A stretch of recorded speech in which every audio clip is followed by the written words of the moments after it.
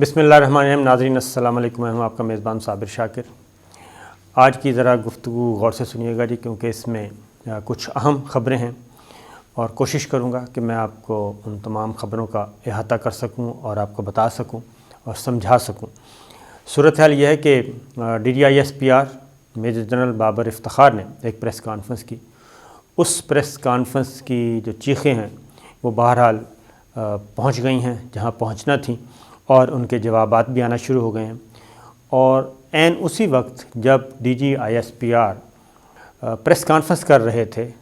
اور میڈیا کے ساتھ مخاطب تھے، بالکل اسی وقت chief of army staff general Qamar Javed Bajwa اور DGISI لیفٹیننٹ جنرل فیض حمید یہ وزیر اعظم ہاؤس میں موجود تھے اور وزیر اعظم عمران خان سے ملاقات کر رہے تھے۔ دونوں میں آپس میں موازنہ کیا ہے؟ ایک تو پہلی بات تو یہ کہ یہ پریس کانفرنس کرنے سے پہلے اور یہ ساری چیزیں کرنے سے پہلے پرائم منسٹر عمران خان کے نالج میں لایا گیا کہ آج جناب اس طریقے سے افواج پاکستان کی طرف سے ایک مؤثر اور بھرپور جواب دیا جائے گا 3 مہینے کے بعد۔ اور ساتھ ہی ساتھ کچھ چیزیں تو پولیٹیکل تھیں جو میں نے آپ کو بتا دیں پچھلی ویڈیو میں، کچھ چیزیں اور بھی ہیں جو کہ میں آپ کو بتاتا ہوں کہ DGISPR نے کچھ چیزیں کنوے کیں، اور وہی امپورٹنٹ چیزیں جو ہیں وہ عمران خان، وزیر اعظم اور آرمی چیف اور DGISI اس ملاقات میں بھی خاص طور پہ زیر بحث آئیں۔ اور اس ملاقات کا ایجنڈا کافی بھاری بھرکم تھا۔ نمبر 1 تو یہ میسج تھا کہ حکومت اور فوج کوئی 2 مختلف چیزیں نہیں ہیں، اور یہ دونوں ایک ہی چیز کا نام ہے، اور تمام ادارے اس وقت گورنمنٹ کی سپورٹ کر رہے ہیں، اور اس وقت جو پارلیمنٹری سسٹم چل رہا ہے، جو جمہوری نظام چل رہا ہے، اس کا حصہ ہے افواج پاکستان۔ اور وہ جو بات کی جا رہی تھی کہ ان کو آپس میں لڑایا جائے، ایک دوسرے کو چھوڑ دیا جائے، اس پارٹنرشپ کو ختم کروایا جائے، اور فوج کو کہا جائے کہ جناب آپ اس کا تختہ ولتا الٹیں، تو وہ ایک تاثر اس کی نفی کی گئی۔ لیکن اس سے امپورٹنٹ چیز آرمی چیف کی ملاقات جو وزیر اعظم سے ہوئی، اس میں بھی یہ خاص طور پہ مچھ کا واقعہ جو سانحہ مچھ ہے، جس میں ہزارہ برادری کے پاکستانیوں کو، ہزارہ برادری تو مجھے افسوس ہوتا ہے ہزارہ برادری اس طریقے سے کہا جائے کہ وہ پاکستانی تھے ہمارے، ان پاکستانیوں کی شہادت کے بعد اس کا تذکرہ بھی ملتا ہے۔ اور خاص طور پہ یہ آرمی چیف، وزیر اعظم اور DGISI کی ملاقات میں یہ ڈسکس ہوا۔ اب کیوں ہوا اس کی میں آپ کو وجہ بتاتا ہوں، اور یہی چیز ایگزیکٹ DGISPR نے بھی ایک بات کی، اور وہ یہ کی کہ پاکستان میں منظم دہشت گردوں کا کوئی سٹرکچر موجود نہیں ہے۔ یعنی پاکستان، افواج پاکستان نے، پاکستان کے اداروں نے پچھلے 10-15 سالوں میں بے پناہ قربانیاں دینے کے بعد جو منظم دہشت گرد گروہ تھے ان سب کا قلع قمع کیا ہے، صفایا کیا ہے، اور وہ یا تو مار دیے گئے یا پھر ان میں سے جو بچے وہ فرار ہو کے، کچھ افغانستان میں ہیں، کچھ انڈیا میں ہیں، پاکستان میں ان کا وجود کوئی نہیں۔ اب یہ باہر سے دوسری سرزمین استعمال ہوتی ہے، ایون ایران والی سائڈ پہ بھی جاتے ہیں یہ لوگ،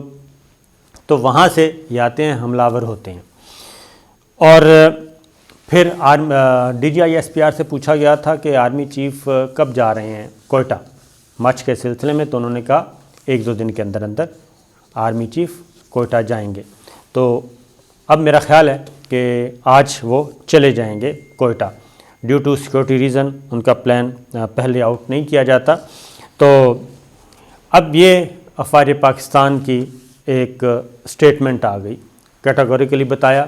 کہ جناب یہ دہشت گردی کے گروپ جو ہیں اب ادھر ان کا کوئی وجود نہیں ہے۔ لیکن میں نے آپ کو پہلے بھی بتایا تھا کہ اب اس کی تصدیق ہو گئی ہے کہ عالمی ذرائع ابلاغ، خاص طور پہ برطانوی اور امریکی ذرائع ابلاغ جو ہیں وہ بہت زیادہ، اور برطانیہ اور امریکہ کے آفیشل، پرائیویٹ نہیں، آفیشل جو ذرائع ابلاغ ہیں، BBC ہے، وائس آف امریکہ ہے، وہ خاص اینگل سے، اور وائس آف جرمنی ہے، DW ہے، یہ خاص اینگل دے رہے تھے مچھ کے معاملے کو، اور اس میں ثابت کر رہے تھے کہ یہ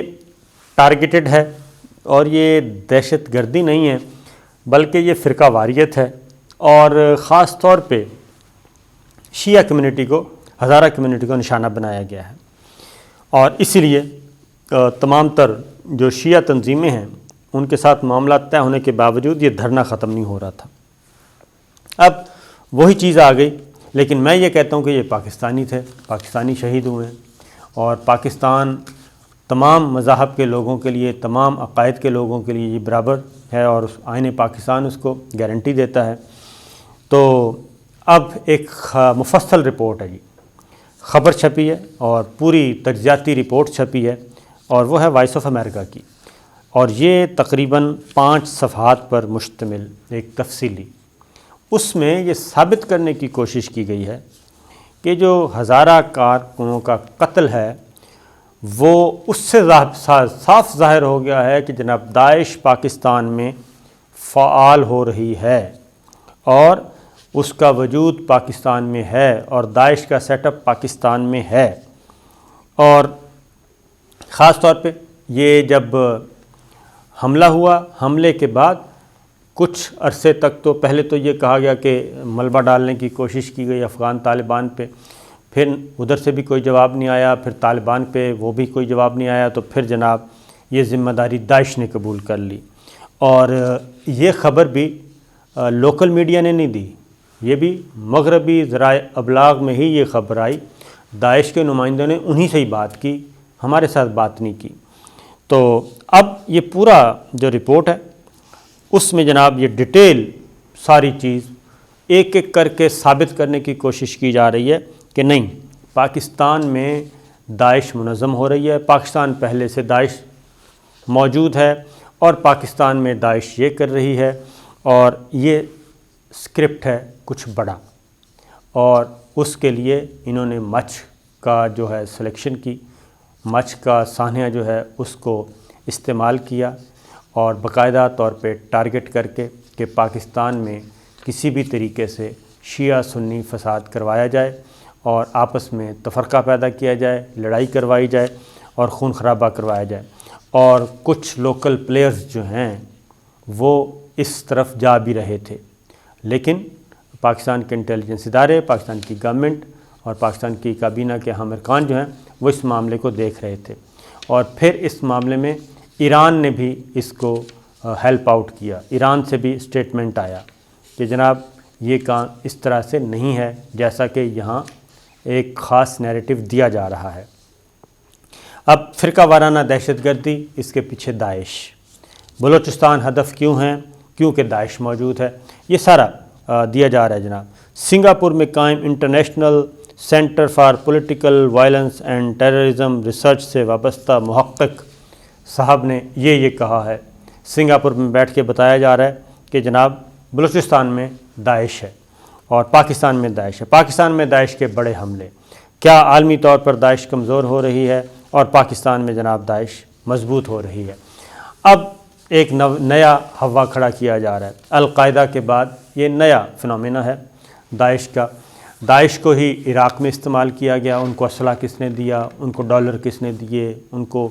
مدد کس نے کی، ان کو ٹریننگ کس نے دی۔ خود اقوام متحدہ کی رپورٹ داعش کے بارے میں موجود ہے کہ اس وقت افغانستان اور جو ساؤتھ ایشیا کا جو چیپٹر ہے یہ حوالے کر دیا گیا ہے را کے، اور را کے پیچھے کون ہیں یہ سارے دنیا جانتی ہے۔ تو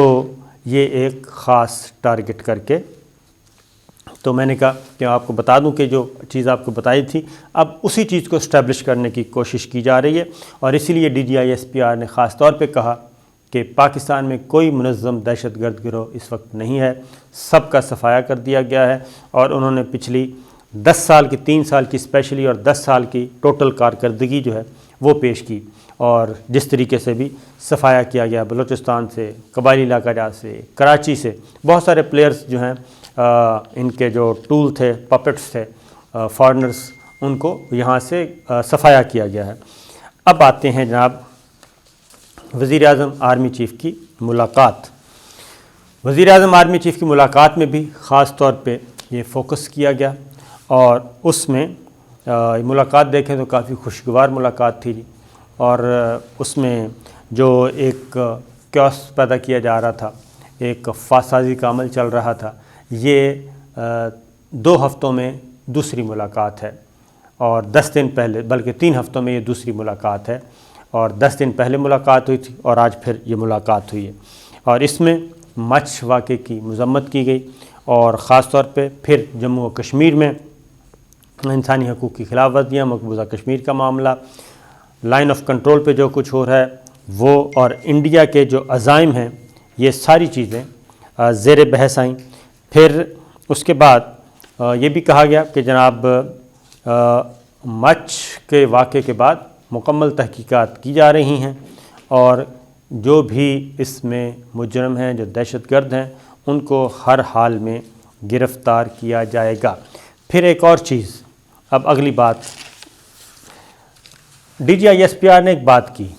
D G I S P R نے خاص طور پہ بلوچستان کا ذکر کیا، کوسٹل ہائی وے کا ذکر کیا، سی پیک کا ذکر کیا، گوادر کا ذکر کیا،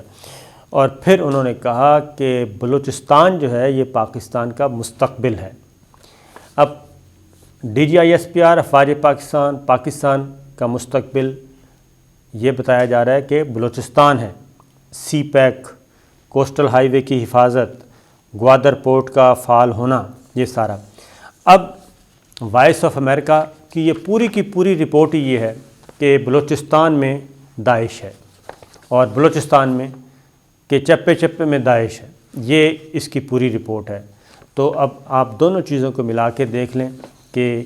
انٹرنیشنل پلیئرز کا اگلا ٹارگٹ بلوچستان ہے، اور بلوچستان اس لیے ہے جناب،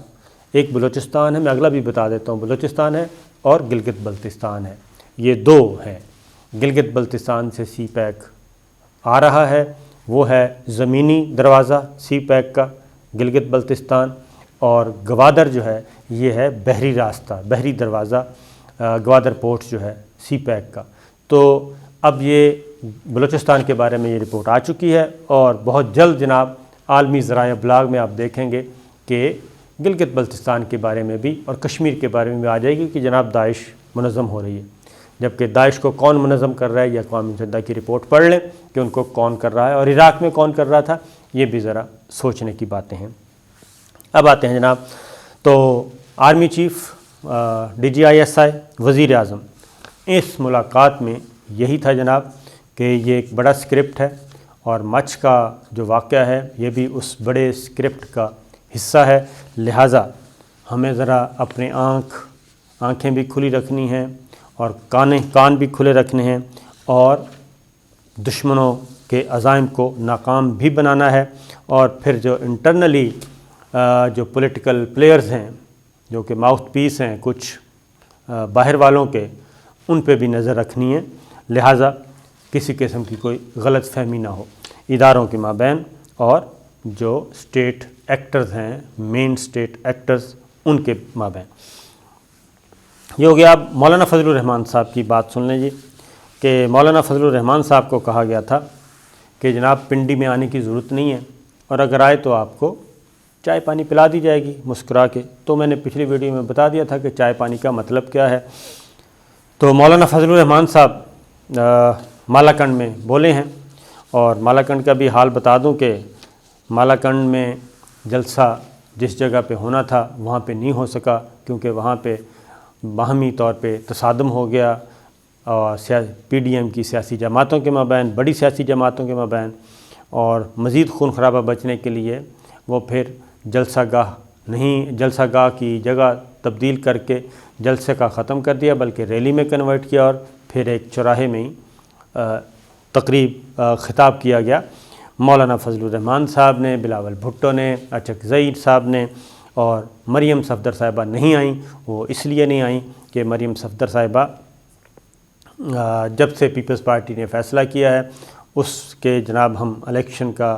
نہ استعفوں کا بھی کوئی ارادہ نہیں ہے، ضمنی الیکشن بھی لڑیں گے، سینٹ کا الیکشن بھی لڑیں گے، استعفے بھی نہیں دیں گے، تب سے بلاول بھٹو اور مریم صفدر صاحبہ کا آمنا سامنا نہیں ہو پا رہا۔ اس سے پہلے جاتی عمرہ میں اجلاس تھا پی ڈی ایم کا، تو اس میں زرداری صاحب اور بلاول بھٹو جو ہیں وہ ویڈیو لنک کے ذریعے آئے تھے، اور اس کے بعد جلسے ہوئے تو یہ اصحاب شریک نہیں ہوئے۔ اب مریم صفدر صاحب نہیں آئیں، تو وہاں پہ مولانا فضل الرحمان صاحب نے ایک بڑی مزے کی بات کی ہے۔ تیز آدمی ہیں، سمجھدار ہیں، پرانے سیاستدان ہیں۔ انہوں نے کہا جناب کہ ہمیں تو کہتے ہیں کہ چائے پلائیں گے۔ مولانا فضل الرحمان نے کہا کہ DGI-SPR نے ہمارے لیے چائے رکھی ہے اور خود پیزا کھاتے ہیں۔ مطلب یہ ہے کہ جناب صرف چائے وائے سے کام نہیں چلے گا، کچھ ہمیں ہماری طرف توجہ دیں اور کچھ معاملات طے کریں۔ یعنی کہ مولانا فضل الرحمان صاحب نے کہہ دیا کہ جناب ہم آئیں گے، اور سب سے پہلے تو وہی بات کہ آپ علیحدگی کا اعلان کریں کہ آپ عمران خان کی حکومت کے ساتھ نہیں ہیں، اور اگر آپ ہیں تو پھر آپ بھی رگڑے جائیں گے، اور ہم آئیں گے اور الیکشن کمیشن کے سامنے بھی احتجاج کریں گے، نیب کے سامنے بھی احتجاج کریں گے۔ لیکن جو پتہ کی بات انہوں نے کی، انہوں نے کہا جناب خود پیزے کھاتے ہیں اور ہمیں چائے پہ ٹرخاتے ہیں۔ تو مطلب یہی تھا کہ صرف پینے پلانے کا نہیں بلکہ کچھ کھانے کا بندوبست کریں، اور کھانے سے آپ کو معلوم ہی ہے جی کیا ہوتا ہے۔ تو یہ DGI-SPR جو ہیں افواج پاکستان کے ترجمان میجر جنرل افتخار بابر صاحب، وہ ذرا ان کے لیے کافی ہے کہ وہ اشارہ سمجھیں اور فوری طور پہ مولانا فضل الرحمان صاحب کے ساتھ رابطہ کریں، اور مولانا فضل الرحمان صاحب ایگری ہیں بشرطے کہ کچھ معاملات طے پا جائیں۔ تو یہ تھی جناب اب تک کی خبریں۔ اجازت دیجیے، اللہ حافظ۔